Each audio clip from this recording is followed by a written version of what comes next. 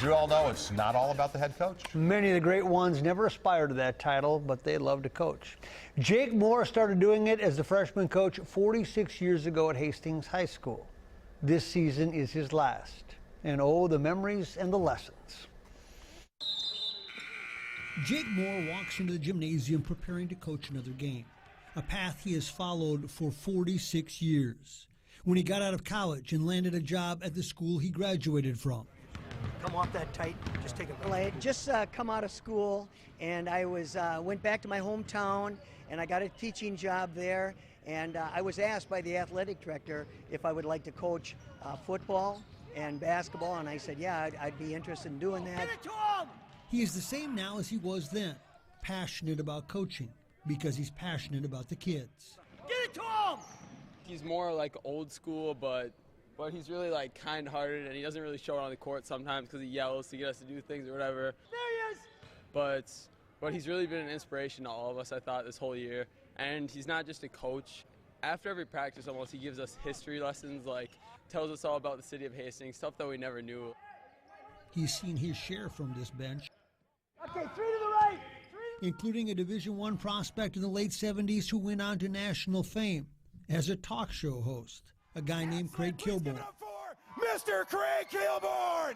Oh, he was a great player for me. Jim Buffalo works for the Timberwolves now, 30 years removed from his days playing for Jake, but his imprint lives on. He's learned so much. I actually coach my 4th grade son's team, and I do a lot of the stuff that he taught us now with those guys. I remember Jake we chart every free throw in practice, and I do that now with my team.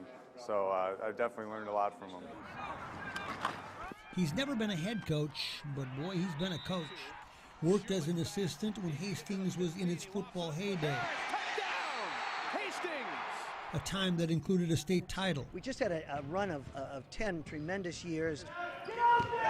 He's done it because he loves it, the process and the people more than the results. One of the telling things is, when the season's done, I have a lot of parents who will come up and they'll say, boy, they really improved. And that's really rewarding when I hear. That's the goal and the legacy, to stay fresh by focusing on what they really need to know about life. He's the greatest. So many people have told us so many good things before we came to him, and all those things are true. He's kind. He makes us work hard. 2 Raiders before practice, 2 Raider makers after. He's known for his running.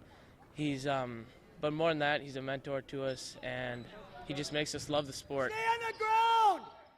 Maybe that's why this is his comfort zone. Chewing gum, coaching the freshman team, and realizing this has been a pretty good way to spend your life. My wife helped out an awful lot, allowing me to do this, and she filled in when I couldn't make it, but I had no idea. I was just doing it. I kind of like the kids. I like the games. I like the competition, and I never would have believed I'd still be here now, ever. What a tribute. Jack will continue his other sports passion, umpiring.